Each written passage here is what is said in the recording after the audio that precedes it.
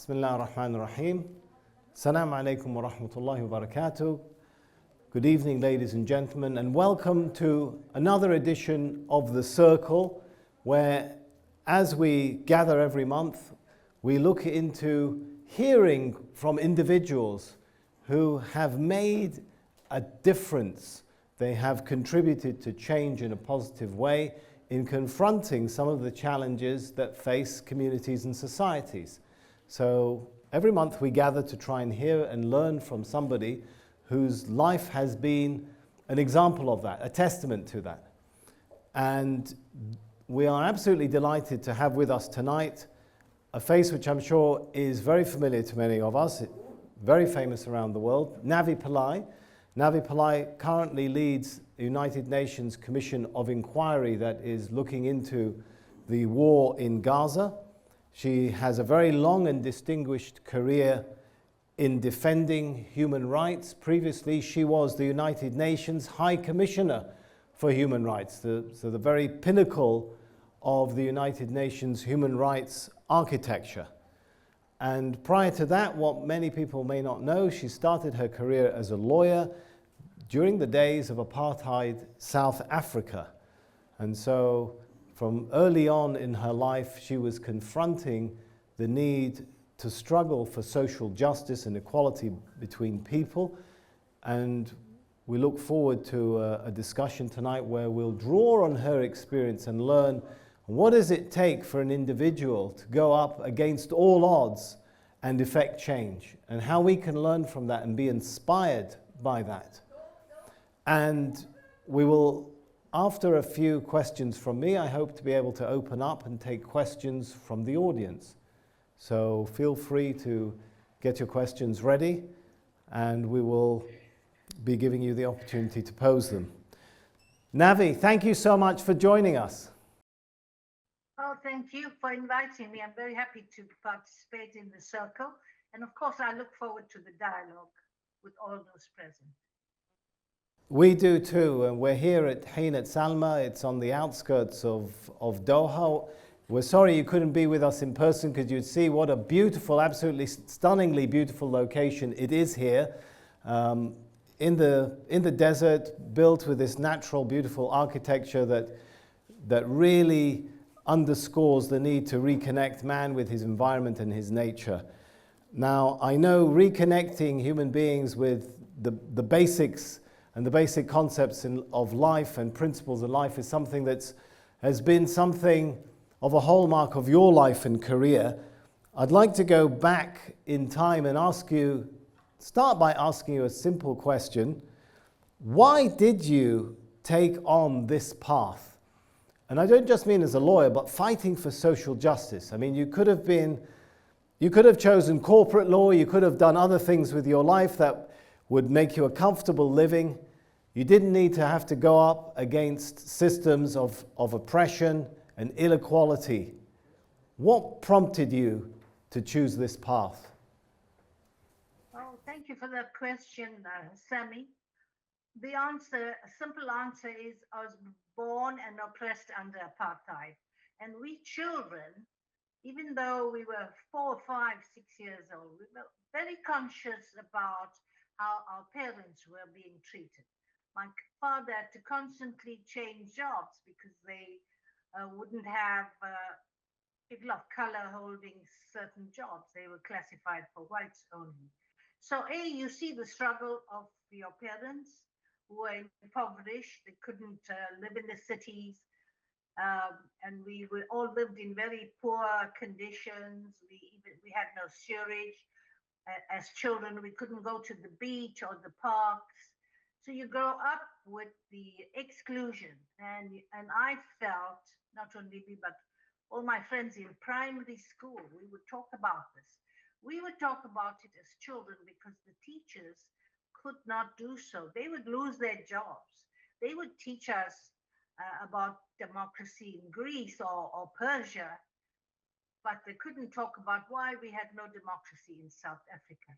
So you grow up noticing all these things and get a deep sense of injustice and what can I do about this? And Was I there would a say most catalyst, don't Navi? stay conscious like that because it affected them. Was there a catalyst that prompted you, a particular event? Or did you, from a young age, always decide, living through the experiences that you described, had you decided from a young age that when I grow up, I'm going to take on injustice and oppression and apartheid? Or was there one event that prompted you that was the catalyst for you? I think I was 10 when I wrote a class essay on injustice and brought in the racial injustice, how a black accused would be sentenced to a far heavier penalty than a white. And really, I don't know where I heard that. We had no radio, television in those days. We had no newspapers. So you learn by listening to people's experiences. And when I was 13, the school teacher asked each one of us in the class what we would like to do when we grow up. And I said I wanted to be a lawyer. And he said, "Oh, your father must have a lot of money because university education costs a lot." And I was so crushed by that and realized that, really the poor don't have a right to education. And even your own teachers put you off. So those were little setbacks. Uh, but fortunately, I received a bursary or a scholarship from my poor community. And I bet all those parents would have preferred to send their children to school. But when the teachers approached them and told them, "We have a student here, she has potential, she should go to university." And they all contributed their cents and their pounds at that time. And that's how I managed to go to university. And I never So that was a real community effort yeah, just to help you. That was a real community effort just to get you through university. So the obstacles were there from an early part of your career. but I was fortunate in the truism that it takes a village to bring up a child. And I never forgot that. I had many opportunities to express my gratitude to the community and to repay the sum so they could continue with the bursary. That means, Sammy, we all need the opportunity. You need that door to be open. And you need the adult community to be caring, to pay attention, and to listen. I think all of these helped me. I received other bursaries after that because depending on your result, you get bursaries to continue. And that's how I finished 2 degrees at the university. It was a segregated university, and we students of color were being taught in a potato warehouse. We couldn't enter the proper university. And I should say most of the lecturers were A potato warehouse. Yeah, so education was a challenge. So much depended on you then to learn for yourself. Wow. Now, when you finish university, you start right off the bat taking on cases representing people who are resisting the apartheid system, right? And I'm wondering, we think of a legal system in a very different context. When you're in an apartheid system, talk to us about the challenges, the pressure that you would face just to take on cases of people who are being tried for their activities against apartheid.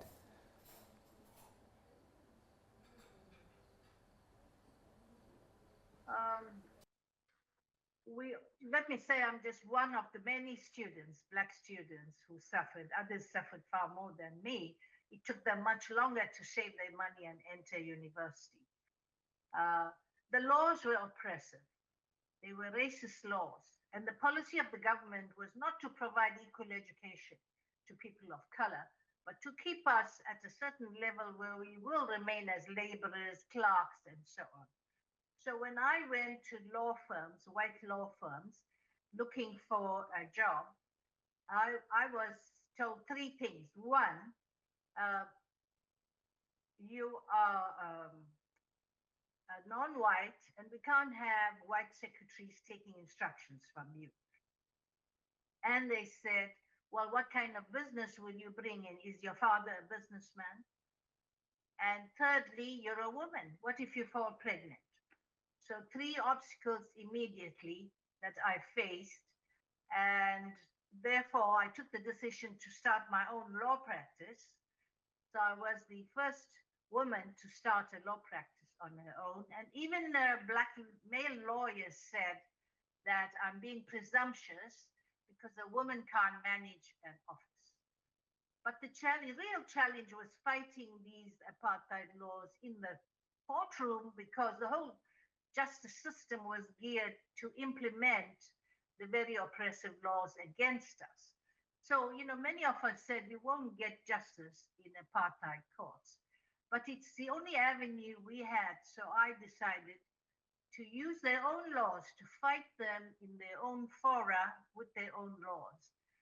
And very often we manage to get people acquitted because they had very little evidence. It's mostly trumped up criminal charges of of subversion, political activities against the opponents of apartheid.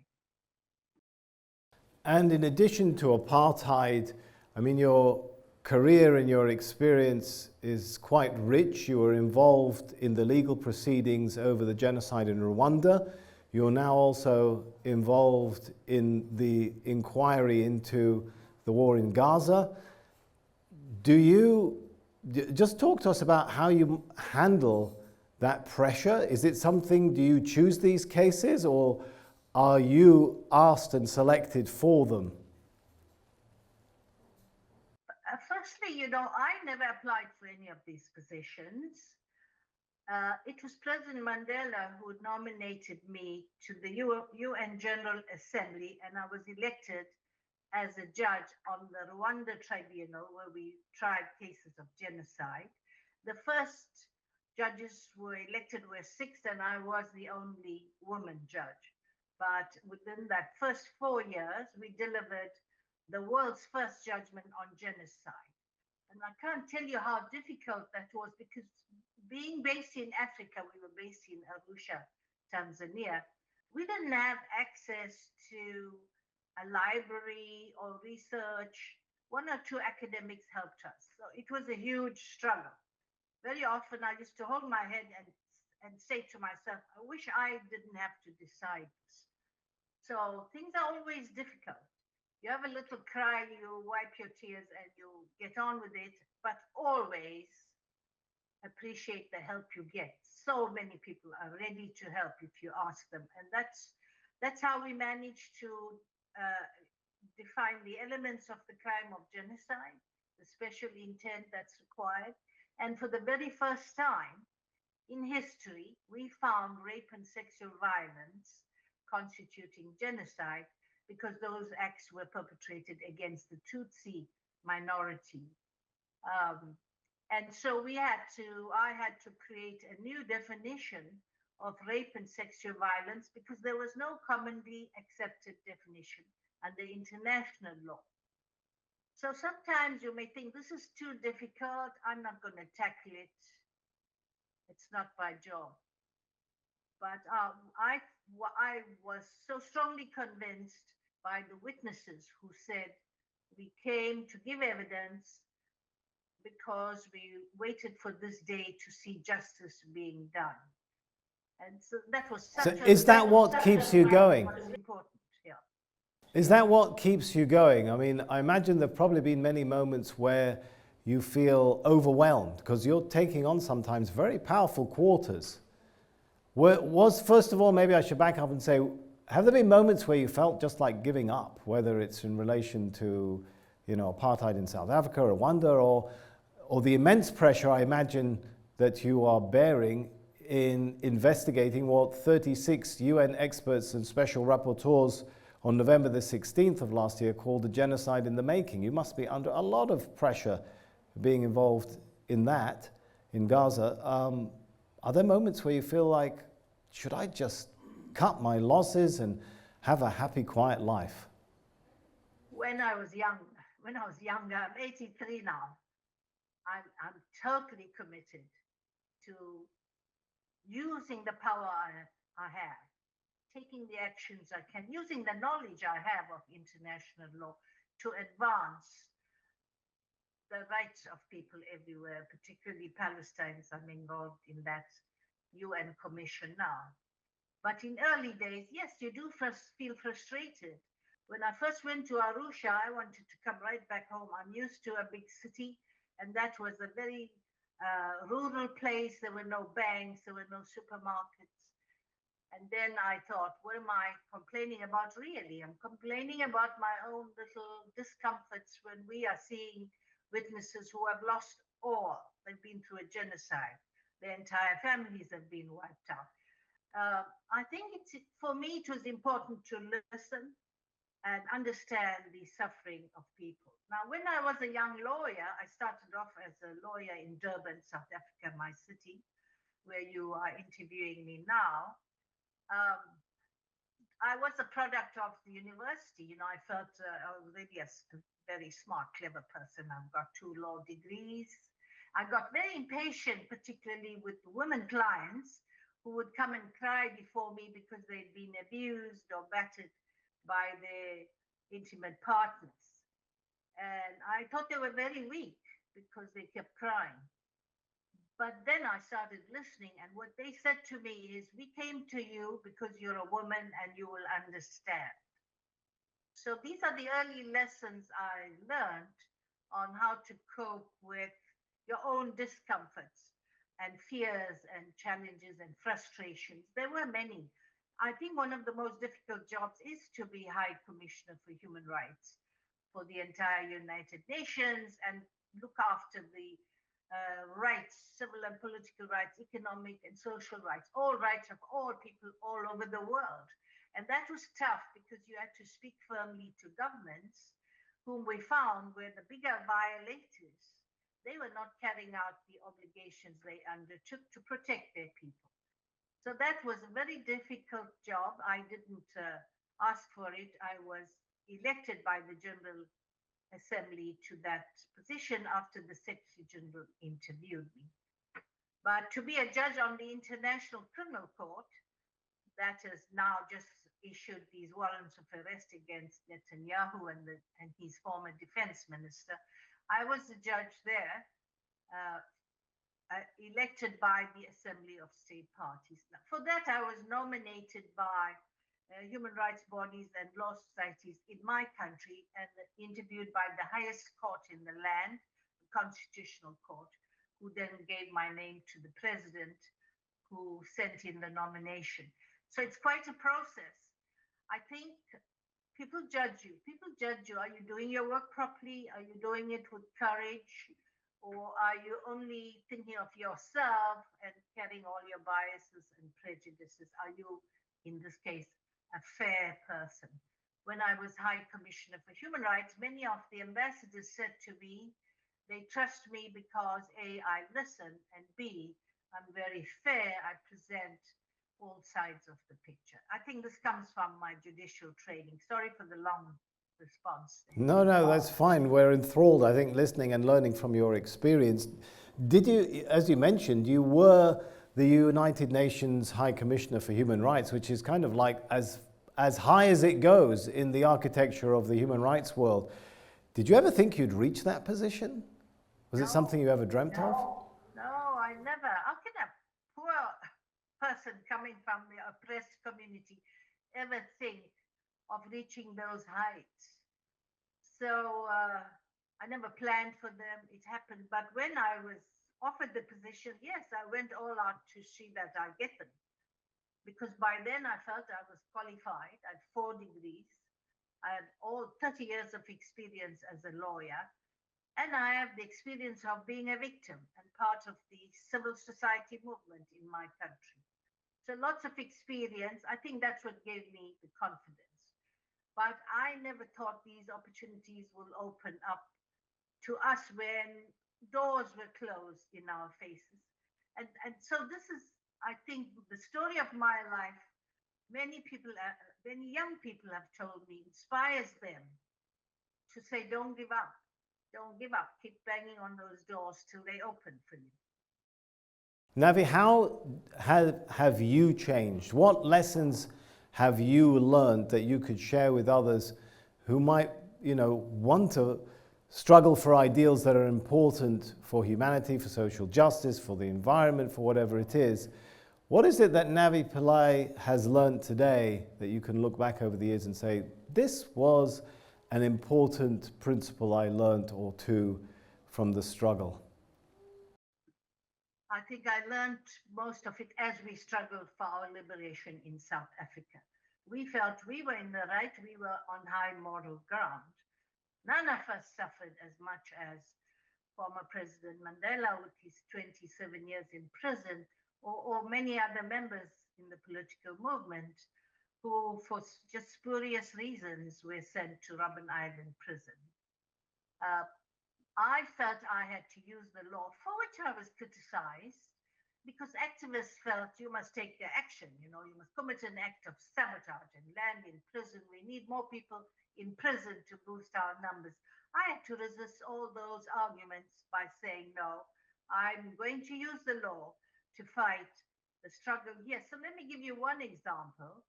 For years and years and years, Robben Island prisoners were being ill-treated, dogs were set upon them. They had no rights, they couldn't have a lawyer come to see them. When my clients landed on Robben Island prison, they had an appeal and I went to see them. They had an appeal over their judgment.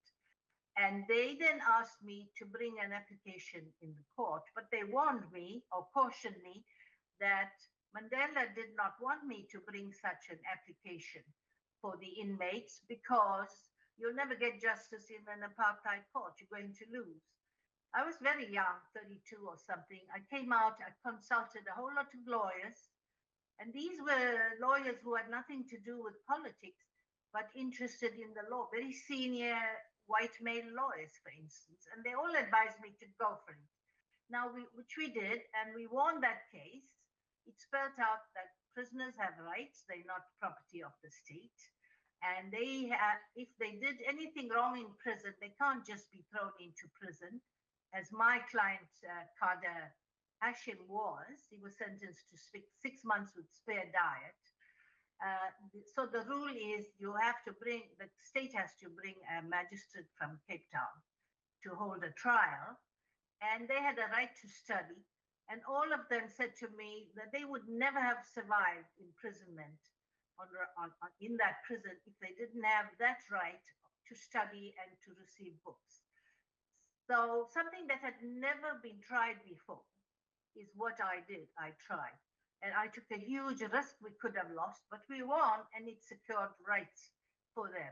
I did the same in exposing torture.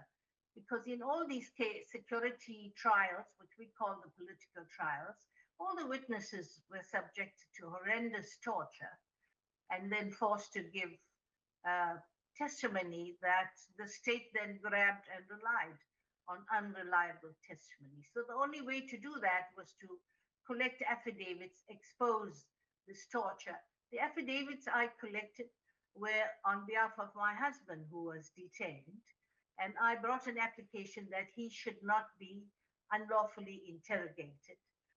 We got a settlement and an order.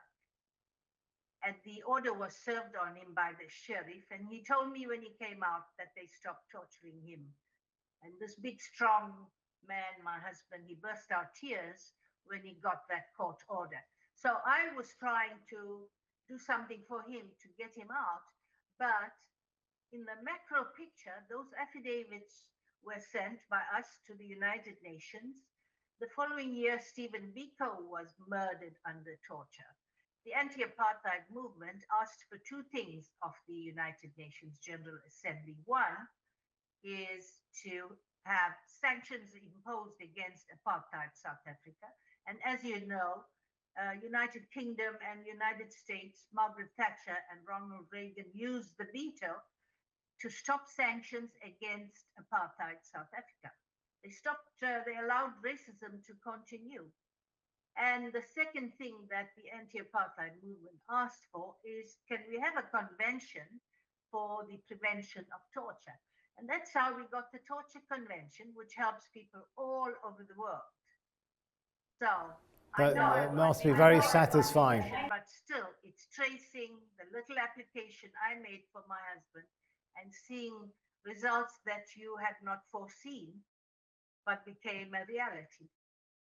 And that must be very satisfying to be able to see that little action grow and blossom into tangible change and result that actually helps people in their lives. We're going to open up for questions from the audience in a minute, so I'll invite everyone to start thinking of their questions, and if you have a question, just raise your hand, we'll get a mic to you. While people are thinking of their questions, I want to ask you a final question, Navi, before we go to the audience. And we live in a time where we hear about threats being made to judges, particularly at the International Court of Justice. You're also an ad hoc judge at the International Court of Justice. And I'm wondering, was there ever a time when you felt your personal liberty was under threat, directly or indirectly, or that of, God forbid, your family? And how do you deal with that kind of pressure? Of course, the threats, very real threats, were endured by us when we were lawyers fighting the system. So I was named among many other human rights lawyers on the list, the assassination list drawn by the security police. So all that's behind us now. We have our democracy.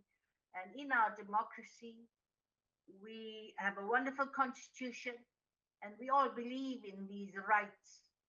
And justice then has to be independent. We have to have the three pillars of government, the executive, the legislature, and the judiciary. And I found no experience targeting me, except some lawyers in the Rwanda tribunal said I was very biased in favor of women, and that's why I was bringing up the issue of rape and sexual violence. But you explain that in your judgment. I don't see that as a threat. Now, since I'm the chair of the United Nations Commission of Inquiry into Israel and Palestine, we receive threats from pro-Israel supporters. For instance, they label me anti-Semitic, but they do that to very many people. None of that threat has touched me and my commitment to do what is right. All right, Navi, thank you. You've shared with us a lot of inspirational ideas and moments there that I think we can reflect upon. I want to open up for a question. Can we get a microphone, please, here to the front row? Yeah? We get the mic? Gentleman in the front row. Thank you very much, Navi, for such an inspirational insight into your life achievements. And by God, there are many and worthy for a lot of appreciation from our side to your work. Given what we have witnessed over the last couple of weeks, the collapse of the Assad regime, and your experience in the Rwanda trials, how important it is how important from your point of view it is to execute justice so the future Syria can be peaceful, because obviously there are many crimes that have been committed over the past decade. 15 million displaced people, almost a million plus dead, killed in this process of ethnic cleansing. And now we have a new government, and everyone is calling the new government to be forgiving and forgetting about everything that happened and to open a new page. But I'm afraid unless there is a way of executing some level of justice, that there would be a resurgence of violence here and there. And what would be your advice from that point of view to the future Syrian government on how to handle these past injuries and how to go about it in a way that will bring That's a good point on kind of balancing the need for stability versus justice, because often we're told the pursuit of justice can be a destabilizing factor when a nation wants to move on. Well, firstly, thank you for your kind remarks. Let me just add that I was the UN Commissioner for Human Rights when the conflict in Syria erupted, and I made very strong statements because I could not bear that a government, an authority, is bombing his own people, especially unarmed civilians. For me, that was atrocious. And it's because the Syria conflict was ongoing. It was one of the reasons why my term, every High Commissioner gets a 4-year term. My term was extended for another 2 years because Syria was just so out of control at that time. As High Commissioner for Human Rights, I investigated and had access to a great deal of material, including 50,000 pictures of torture victims. And as I see now, TV showing us detainees being released from very horrendous conditions, yeah, all that is real to me. We knew about it. So to answer your question, human rights people have a very clear agenda. There has to be peace as well as justice. There has to be justice and accountability. And you will never have real peace if you don't have justice. Even now, in 30 years into our democracy, South Africans felt we've never had real justice against the perpetrators of apartheid. And with justice, remember, you have to have reparation. These are all ground claims made by civil society organizations. And I've attended many debates where politicians would argue only for peace and not justice. Oh, let's work for peace, justice will come later. Well, justice delayed is as bad as not having justice. It has to go together. So thank you for your question. I think all civil society actors and all those who have experienced other conflict will understand the rightful demands of all Syrians for inclusivity. And you don't want divisions to be exploited either. Amazing, wonderful. Let's see if we have another question. All right, can we get a microphone here, please? My question would be following on Safar, is what are the strategies that you would give the youth that are facing those totalitarian governments and inequalities? What is your advice to them, especially those now in Sudan or in Syria or in Palestine, wherever they are in the world? Let me begin by answering you generally first. The most number of speeches I was called to make was during the 4-year term of President Donald Trump. So because that was the anxiety of students. They felt it was the end of human rights because of the administration that faced them then. And I was able to speak to them. There's always ups and downs, and human rights always triumphs because civil society will not give up their rights, their hard-earned rights. The other question I received from many young men like you is what can they do to help women and girls, especially in the United States? The women were clubbing together and excluding the men. So this is why I made the point just earlier now, how important it is to include everybody, all minorities, all divisions of people in Syria, different religions. The youth are particularly important. They are the ones, the guarantors of our future. What can you do is to be very observant. And now your generation faces a new challenge, which I didn't have to, and that is the challenge of false propaganda on social media. So you have to be very intelligent when you listen or tune in to some of these statements to understand what's true and what's false. And you will know, and you will become an informed person in order for you yourself to come up with strategies that you feel will work. For me, spreading awareness, listening to others, and sharing ideas, acting together, apartheid would never have ended if we didn't act collectively. So you need solidarity around human rights demands, around international law. Yesterday or 2 days ago, we heard that Trump say he's going to take back the Panama Canal. So it would be catastrophic if governments do not respect multilateralism, if they do not respect international law, if they can go and reverse the gains we've made on the Paris Climate Agreement and the World Health issues. We do not want a reversal. We want respect for international law. So please do look at international law. It provides many, many tools to argue for all facets of human development.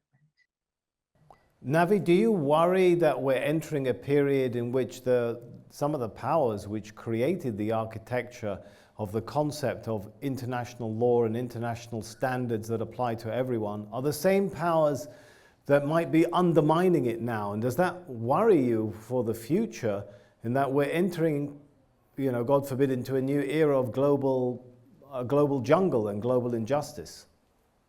I worry about it. We all should be worrying about powerful countries who are using their wealth and their military equipment to influence and bully other states.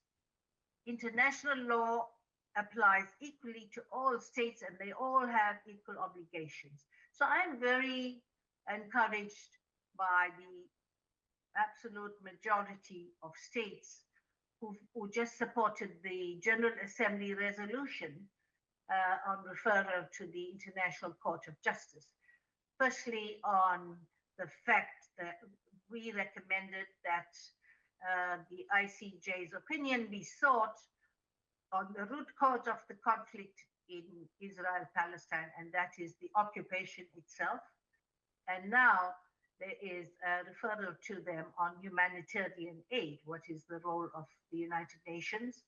Can states actually refuse to contribute to humanitarian aid, use their money and their power? I'm really saddened to hear that Sweden announced that they will stop humanitarian aid into Gaza.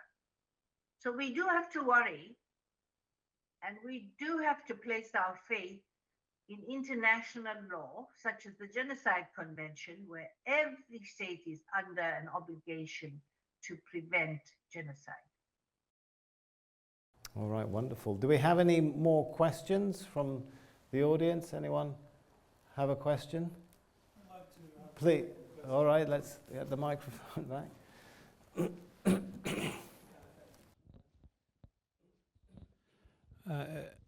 It's me again. I would like to leverage every opportunity to ask a question.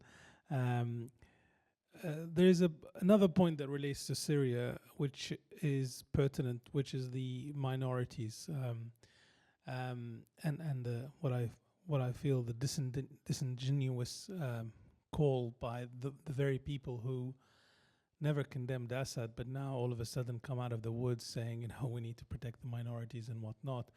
But it's like the Trojan horse, using the minorities to further the divide rather than to unite the country. By the conventions that you have presided over and have advanced on human rights, do minorities hold a distinguished right above and beyond anybody else in the country? If there was a majority, for instance, in England, majority Protestant, white, by virtue of me being 3 million Muslims, do we therefore do we have to enshrine that I have a privileged right by being a minority? I mean, this seems to be the calls currently going towards the new Syrian administration, is that you have to carve it up, what I call the balkanization of Syria, using the minority as the Trojan horse to further the divide but not unite the country. How then, from a human rights angle, can one say, no, this is not good for the country? And those who call it a human rights pursuit on, you know, the using a good the using a kind of they're trying to use a good end, but applying bad means, so to speak. How would you argue in that instance about this scenario? Well, you are firstly quite right in being suspicious of the rhetoric that's coming out. So civil society never places trust in politicians and their speeches.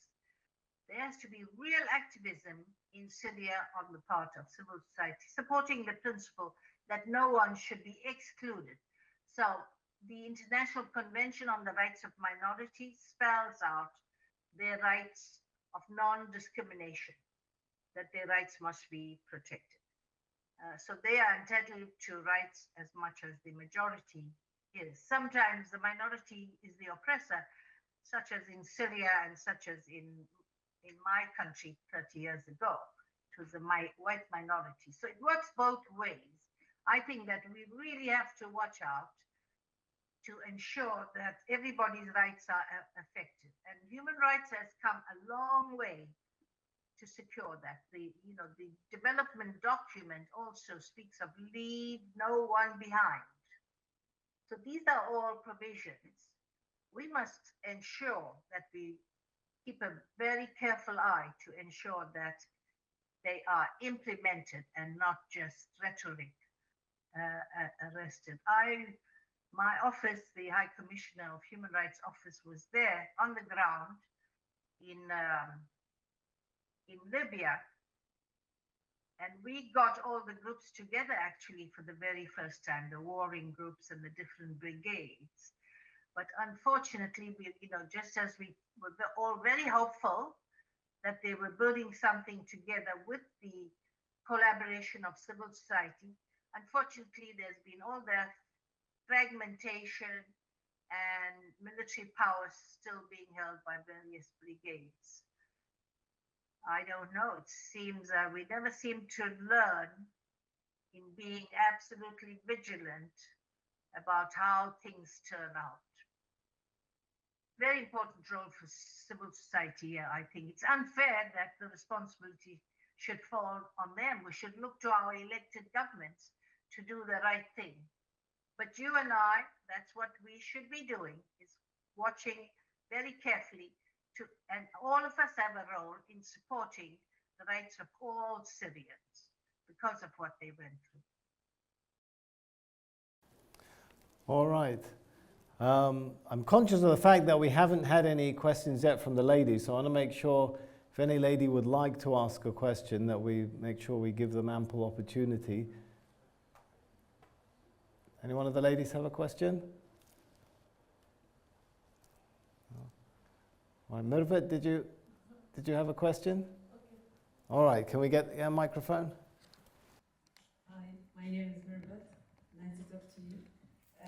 Actually, I have a question. I discussed it with Sami before. How you rely with the community behind you that can drive the struggle and justice. The question, Navi, was how do you rally the community behind you in the struggle for justice? How do you get people behind you? Because you said a beautiful saying, it takes a village to educate a child, which shows that there really needs to be a community commitment and buy-in to achieve anything, right? Well, I could give our own country. We were all so silent and oppressed and scared. We didn't like the court. Mandela told the first court where he appeared, he said, "This is a white man's court and I don't expect justice." And the white magistrate said, "Yeah, well, that's what it is. It's a white man's court," and as if that's written in stone. So coming from being very afraid for justice, I seem to have been cut off now, Sami. No, we can still hear you. And so let me address myself particularly to you then. So here in my country, people demand justice. They're very alert. So I think just 25 years of freedom has taught everybody not to be afraid to be out to the women. You have a voice. So please use this. We don't want the women to be left behind. We want justice for women in all aspects where their rights have to be respected. So how do you bring people on board? You explain the law to them, that it's there for everyone. You know, children now understand that they have rights. When I called my grandson, he was about 4 years old, and I called him boy. How are you, my boy? He said to me, why are you calling me boy, Grandma? My name is Sen.